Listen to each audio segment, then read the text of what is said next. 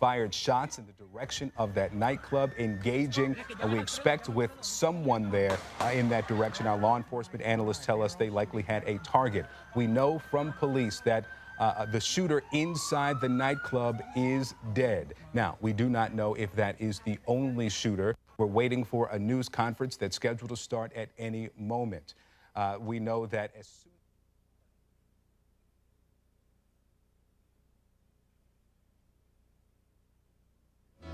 and it seems to me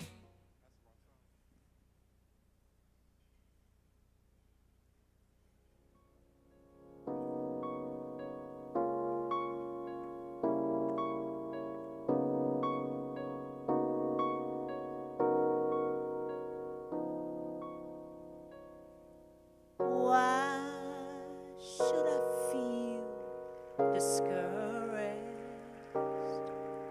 And why should the shadows come? Why should my heart feel lonely and long for heaven and home? When Jesus is my portion, a constant friend is He. His eyes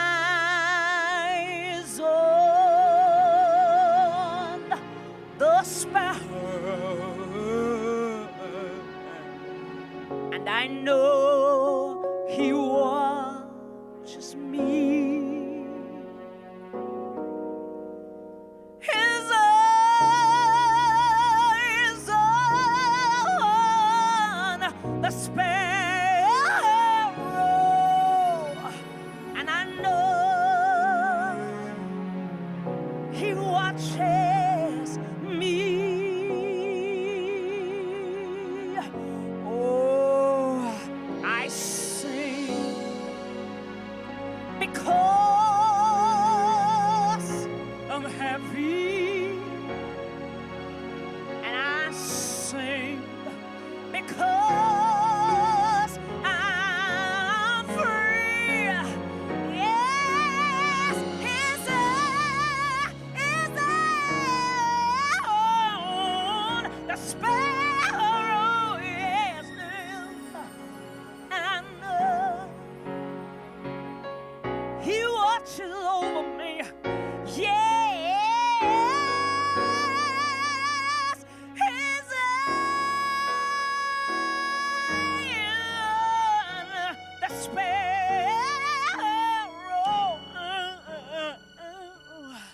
and I know He watches. I know God watches. I know He watches over me. Oh,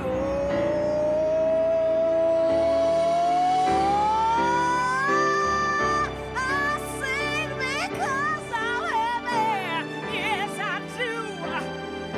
I sing because I'm free. His eye is on the sparrow, and I know He watches over me. Yes, He does. His eye is on the sparrow,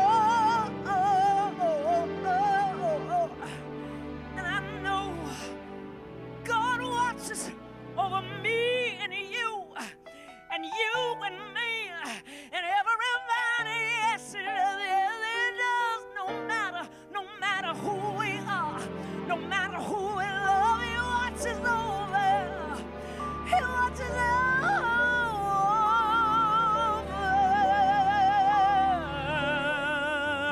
me. Oh, God watches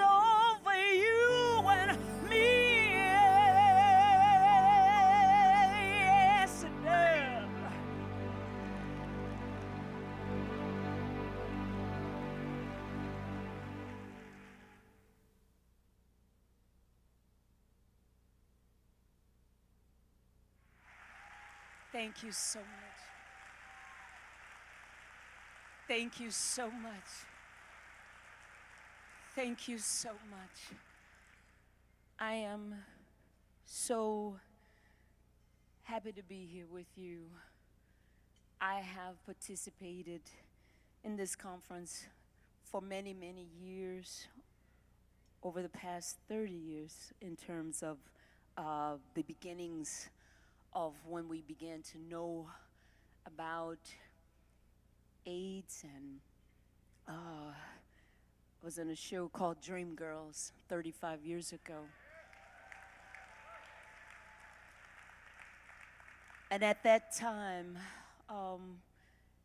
Broadway lost so many lives, including those in the cast of Dreamgirls, the creative staff, all of them gone.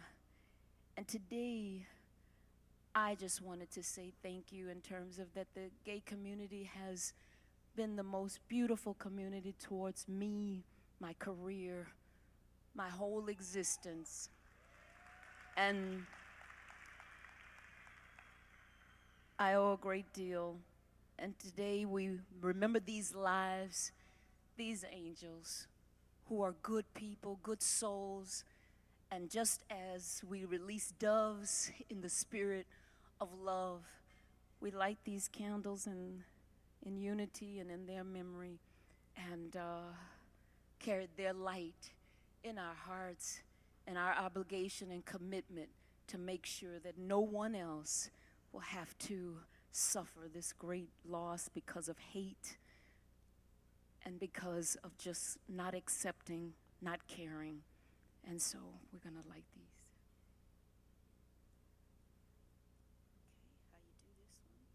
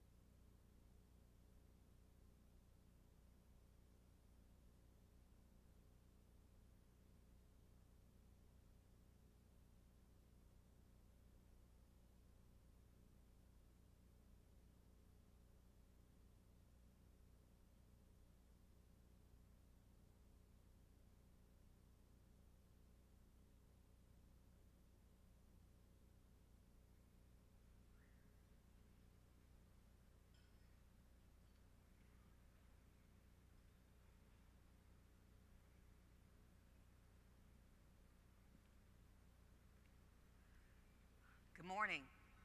My name is Vanessa Johnson, and I'm from Washington, D.C.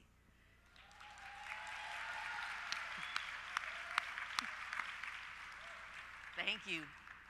I am a woman of African descent living with HIV, and as a member of the people living with HIV community, as well as a larger community of HIV, I have had the honor and the opportunity over the course of my 28 years of survivorship to attend many important HIV-related conferences and gatherings, including this one, the United States Conference on AIDS, USCA.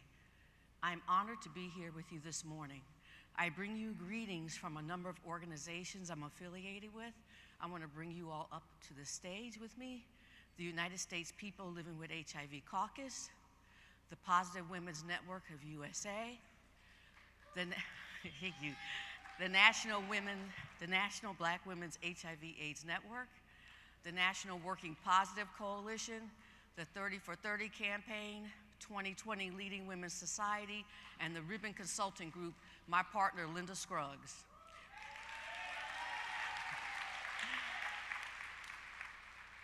Over the course of the past 20 years, USCA has come to hold a special place in my heart. USCA represents an important vehicle for bringing us all together, from new timers to old heads, or if you prefer, experienced heads like myself. I find that USCA has provided me with many opportunities for personal and professional growth. I have met so many wonderful people seeking knowledge, support, connections, and yes, even opportunities to challenge each other to do better in addressing the injustices and inequities that still enable this disease to thrive and to cut our lives short. My reasons for attending USCA have evolved and changed over the 20 years. I started by seeking belonging, understanding, and knowledge for a disease I did not understand and feared.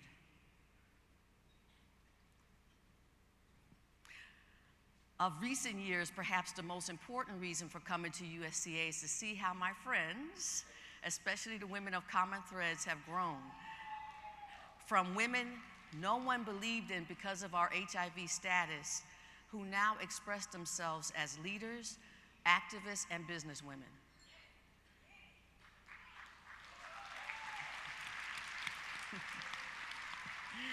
I close by saying that I hope all of you who are here today, including NMAC, take with you the awareness and certainty that we are not alone, that our presence at USCA over the years has made a tremendous difference in the lives of people who are impacted by HIV. Thank you, NMAC, and thank you for those of you who continue to support this important national conference.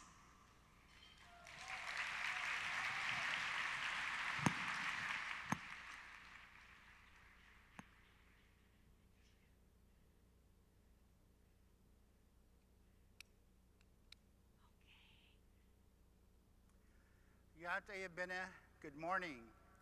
Shea Alton Nazu and Shea Tohanan Shantabaha Bashishin, Nakadina Edishe Tatlizani Edishanella, Deayadina and Shla. Good morning. My name is Elton Noswood. I am of the Near to the Water clan, born for the Edgewater clan. My maternal grandfather's clans of the Mexican people, and my paternal grandfather's clans of the Tango people. This is how I am Navajo. First, I would like to acknowledge the original peoples of this land, the Seminole tribes of Florida, for allowing us to be here.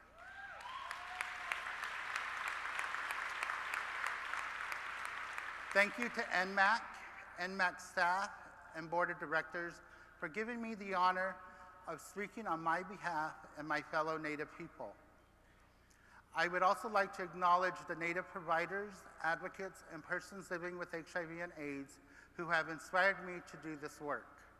Individuals like Ron Ruel, Gloria Belly Mule Zuniga, Marie Kurt, Lisa Tiger, Shanna Kozad, Tommy Chesbrough, Isadore Bonney, and the many others who have left us, like Corey Montoya and Marty Prairie, and those that are still with us here today. Thank you. Ahiahat.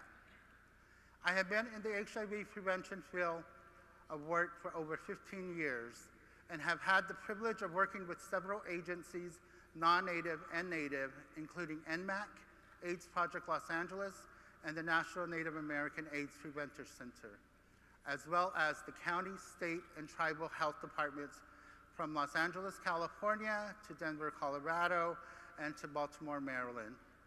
All of my workplaces, I have advocated on behalf of and for the inclusion of Native people, lesbian, gay, bisexual, and two-spirit individuals, as well as transgender individuals, and have also advocated to improve the services and resources for the disenfranchised populations as well. My journey with NMAC began in 2004. That was quite a while ago. when I attended my first USCA in Philadelphia, Pennsylvania. The experience was amazing, where I saw many people working together for a common purpose. I then was asked to be on the local planning committee for the Palm Springs, California conference in 2007. At that USCA, the American Indian, Alaska Native, and Native Hawaiian populations were highlighted with the cultural grand entry as we welcomed everyone to Indian country and to address the HIV/AIDS epidemics among our nations. In 2011, at the USCA in Orlando, Florida, I was humbly honored to receive the Marty Prairie Award, presented by NAPSI, in recognition for the many services and advocacy I have done with the urban Indian community in Los Angeles County. But however, my favorite USCA memory was that in 2011, and being a part of a large protest that was held in Chicago, Illinois, before the speech of then Health and Human Services Secretary Kathleen Sebelius. It was an empowering moment as I stood on the stage with many other Native people and Asian and Pacific Islander brothers and sisters. We wanted to bring attention to the need for inclusion, adequate resources and allocations, and culturally appropriate HIV/AIDS services for our communities. Together, we raised awareness, indicating that our numbers may seem insignificant. We were and are stronger together as a voice. During that time, we felt like we made a difference, but as often happens, we continue to become the invisible, the population that doesn't count. According to CDC statistics, of the estimated new HIV diagnosis in the United States in 2014, 1% were among American Indians and Alaska Natives. Of those, 70% were men and 22% were women. From 2005 to 2014, the number of new HIV diagnoses increased 19% among American Indians and Alaska Natives overall, with 63% being amongst gay and bisexual American Indian and Alaska Natives. But when I discuss HIV rates among Native people, I also reference the epidemic as a form of genocide among our people. For if one Native person is infected and passes on, that person is not only a statistic, but rather that person is our relative, our clan member, our tribal member. And the loss is not just that of a person, but the loss of a culture, of a being, of a language, and of a people that as a society, we can never bring back. In feeling this sense of loss, it is also as a community of Indigenous people whose number have been decimated historically and whose very existence continues to be threatened. Though the resources to address our needs are extremely limited or not addressed at all, I know that there are only a handful of organizations federally funded to address HIV prevention and care among our Indigenous populations. And there are no adequate and culturally appropriate resources to build and sustain capacity for Native agencies. This is not equitable, and this is not justice.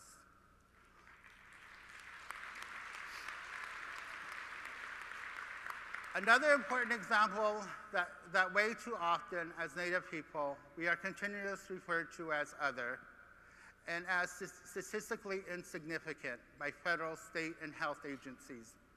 This is not acceptable. We are a people and should always be respected as a people.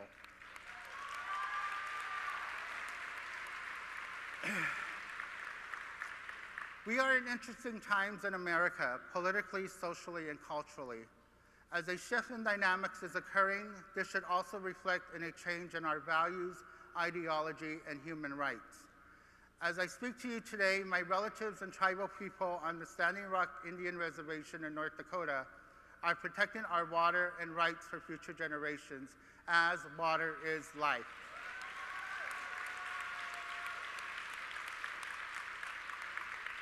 Our struggles as Indigenous peoples continue, as many of those at Standing Rock have proclaimed to protect life-giving water should not be seen as activism, but as necessary. So stand with me and my people to ensure that our identity, culture, and survival can carry on for the next 7 generations. Don't misclassify us. Don't dismiss our needs. Continue to advocate for inclusion and representation at all levels of this important work for everyone. This is necessary because protecting life is a task entrusted to each and every one of us. Thank you. Akeha.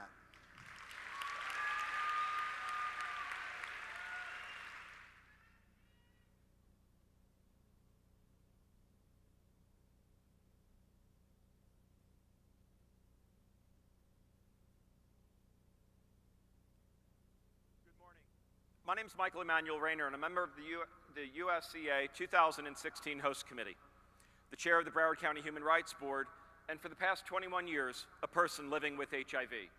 Welcome. Before I go, I just want to quickly also welcome Surgeon General Philippe from the state and thank her for not only being here, but also for including LGBT people in her speech this morning. Thank you. 2006 was my first USCA, right here at the Diplomat Resort, and a panel for my ex-boyfriend at the time, RJ, was presented to the AIDS Memorial Quilt. I came to USCA that year engaged with the Campaign to End AIDS, and in the exhibit hall, we provided conference attendees with the AIDS Vote Toolkit to challenge candidates and to exercise the political will to get us closer to ending the HIV/AIDS crisis. I fondly reflect on the energetic youth who inspired conference attendees and then Florida Surgeon General Dr. Aguinobi as they marched throughout the hotel chanting with my bullhorn and putting hotel staff in a panic. Surgeon General Aguinobi had remarked how we needed to hear more from our youth, especially on HIV. In 2008, USCA returned to Broward County, an area that each year leads the nation with one of the highest rates of new HIV cases. It was also a presidential election year, and important for our community to hear from each of the presidential nominees as we gathered.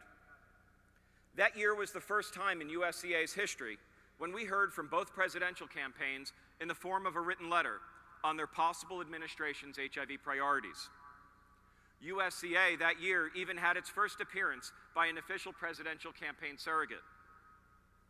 In 2016, USCA is here once again and returns to Broward County. In a state desperately needing Medicaid expansion and reform for our state's law on HIV criminalization. Over the years, I have heard from activists that USCA is not a place for activism, but I do differ on that assertion. While it might not be the setting for radical activism, our community's voice can still be heard at USCA. But once our voice must also continue to be heard outside of this conference. It must be heard in our communities and in the ballot box and in our capitals. Throughout this election, our voice must be amplified through our efforts to engage our communities and get out the vote and reclaim the political power we as a community have allowed to fade as medications have become more effective and more accessible.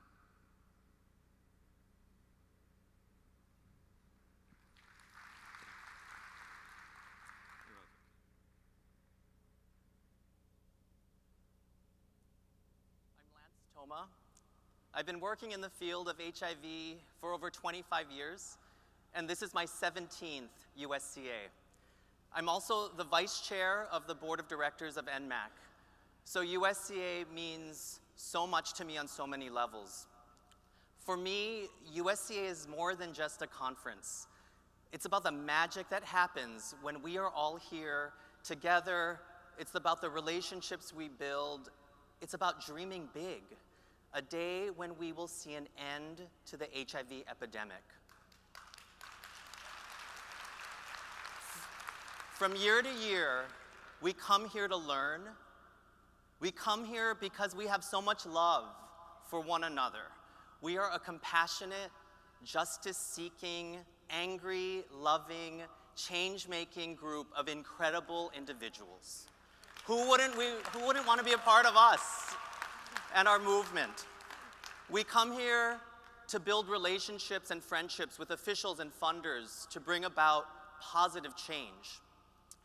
In 2011, I even came here to protest federal policies that had the potential to do harm to Native American and Asian and Pacific Islander communities.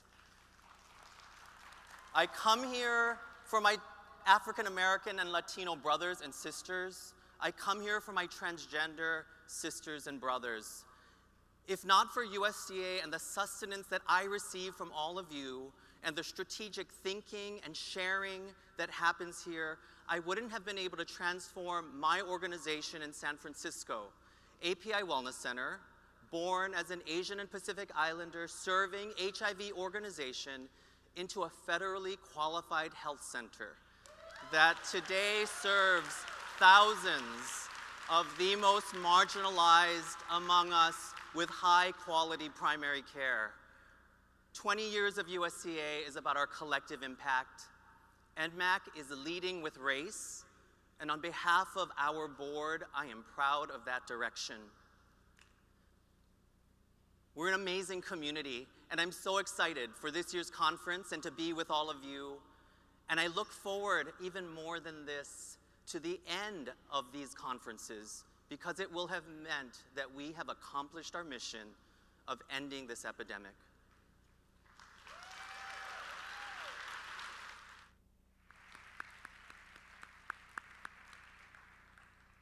Good morning. I said good morning. Okay, better. My name is DeAndre Moore, and I'm a 22-year-old college student at Sam Houston State University. I'm an activist, spokesperson, public speaker, and blogger, as well as one of the NMAC Youth Scholars this year. The United States Conference on AIDS means so many different things to so many different people. Last year's USCA was my very first conference in regards to HIV, and the experience for me was amazing. It was a chance to learn so many different things from so many amazing people who come from all walks of life. For me, it was about the networking, the opportunity, and learning to walk unapologetically in my truth.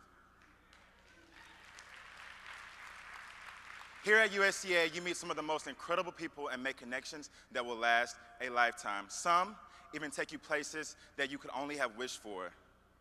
If you look around, you'll see some of the best mentors and mentees right before you, and not for just in this field, but for every walk of life.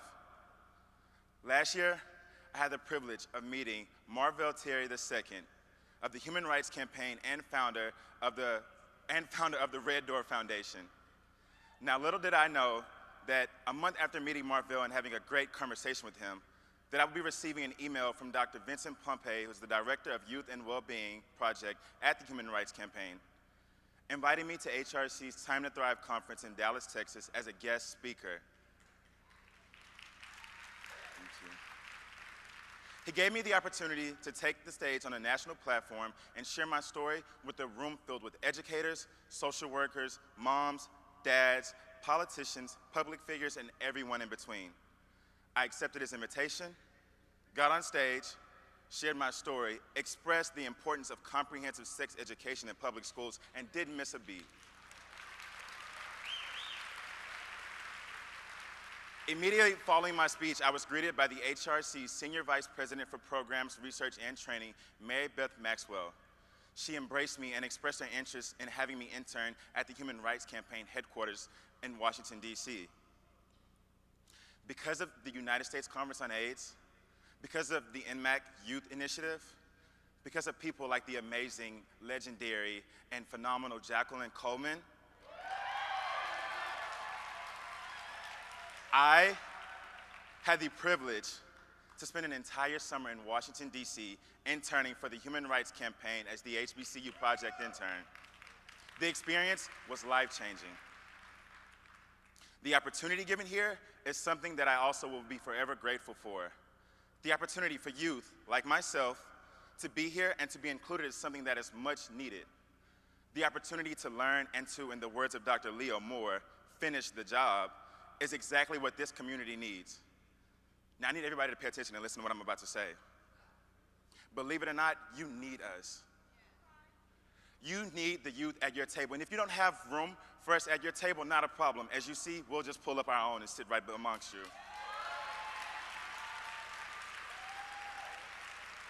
No matter what anyone says or what anyone thinks, we have to be present. It is up to us to take a stand, and we have a duty to the youth. We have a duty to always be ready because our time is now.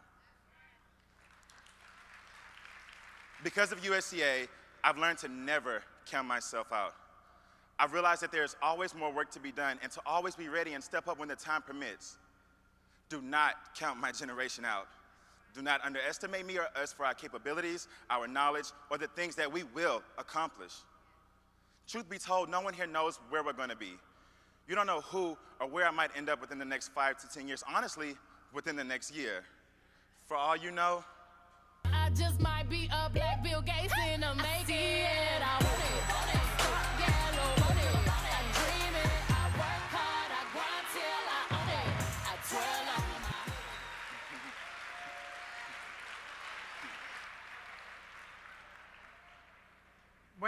Buenos días a todos y a todas. Primero que nada, quiero darle gracias a mi poder superior por darme la oportunidad de estar aquí con ustedes. I also would like to ask all of those of you who are trans or gender nonconforming to please stand up and be acknowledged. Can we please acknowledge our brothers and sisters? Can we please acknowledge them like we really mean it? If I can ask for those of you who stood up to please come up as I do my remarks.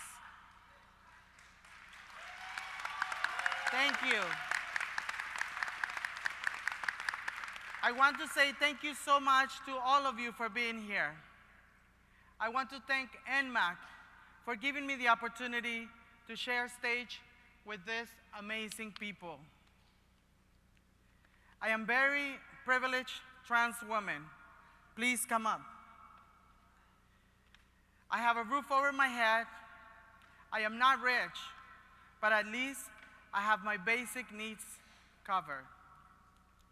I am here standing before you along with my sisters and brothers to let you know that leadership development and peer models work. I have the privilege and the opportunity to have amazing leaders who have helped me and supported me to be the leader that I am today.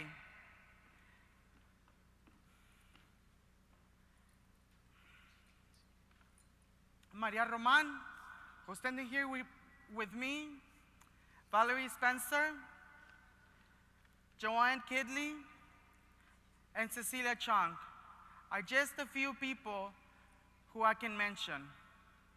But those have been the role models in my life and have been leaders, teaching me along the way with no resources, but simply with their presence and their kindness, in their hearts. I remember, you okay, honey? Thank you. I remember early on, when I first started doing this kind of work, I used to think to myself, one day I want to be just like them. As we know, transgender people, in particular transgender women of color, have always been at the forefront of the fight against AIDS and HIV, among other issues. Unfortunately, despite decades of pioneering activism and fierce leadership, trans people have been silenced. Our experiences and knowledge ignored. Our contributions and legacies erased. Our voices and our very lives have been taken from us. All of us here on stage today have survived horrendous experiences, but it has been our resilience and our leadership that has brought us here before you today. We are leaders in our community. The majority of us work for organizations that often do not provide us with the leadership opportunities that we deserve, despite the fact that we are the ones that do the work in our communities. Yet, our experiences and our leadership continue not to be acknowledged, often denying opportunities to us simply because we do not have the degrees that they require, not acknowledging that we have the experience of survival and the experience of leadership.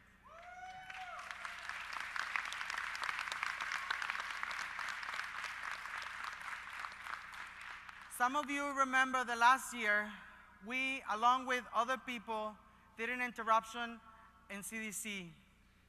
We demanded for the Office of National AIDS Policy to meet with us and address our needs regarding HIV and AIDS.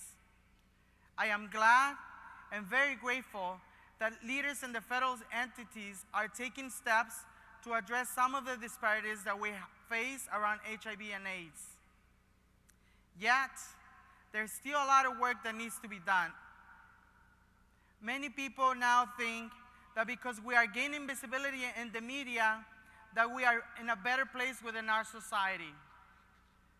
The truth is that there are still many social issues that need to be addressed. And one of those is the leadership development that needs to happen in the trans community. All of us here are examples of that leadership. And all of us here are examples that leadership development works. The only issue is that we do not have any type of resources for us to develop our leadership and the leadership of our community. We need leadership development for the trans community as a whole, not just leadership development for people who are HIV positive. We need to empower our siblings before they become infected with this horrendous disease. All of us here before you are leaders, and even though some of us are not in the media, all of us here do leadership development work with no resources.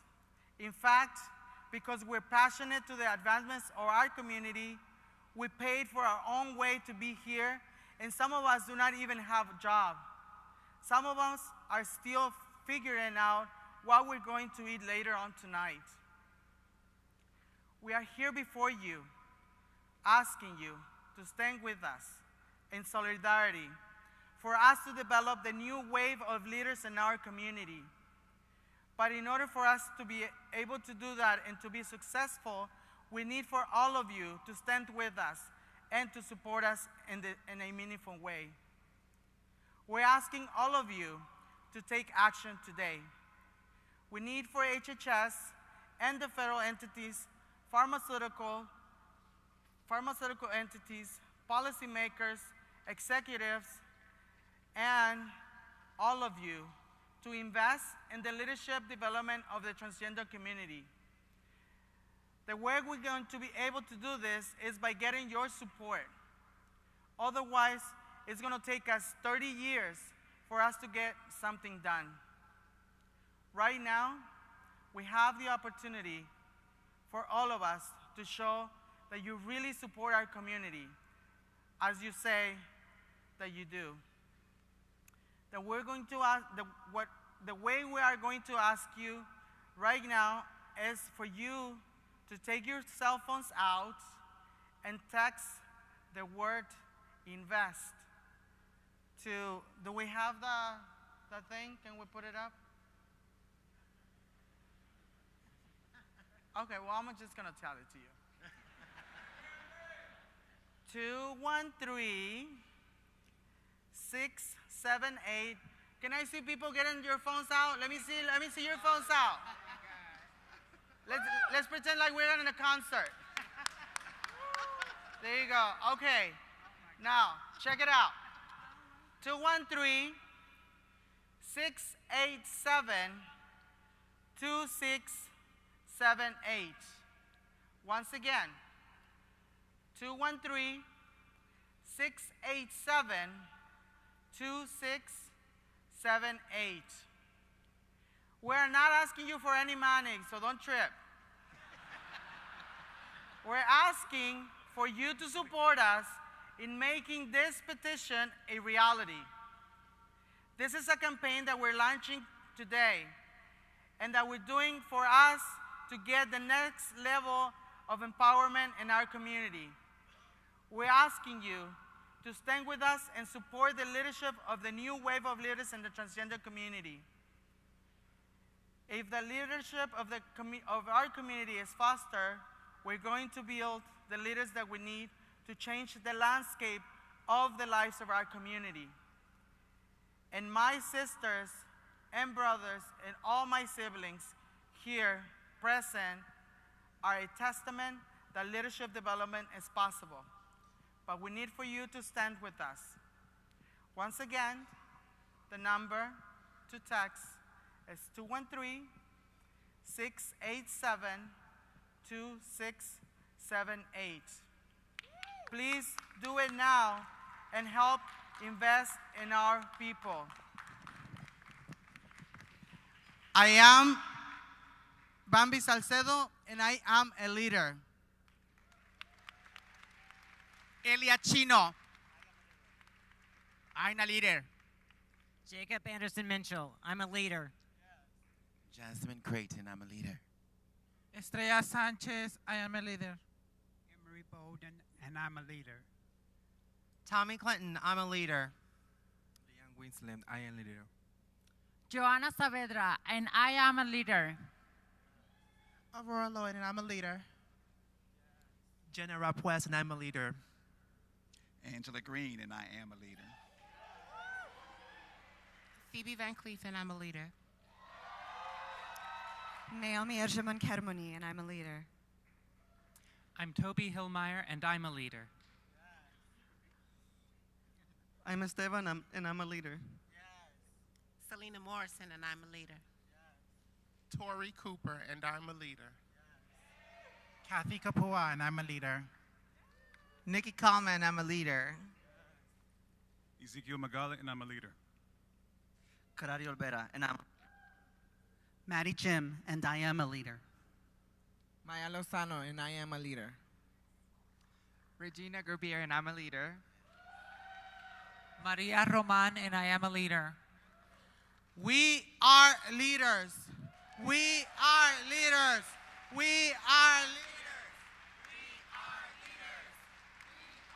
Ladies and gentlemen, let's get a big hand of applause for all of our 20th anniversary speakers. Vanessa, Elton, Michael, Lance, DeAndre, Bambi, and the leaders of the transgender activist movement.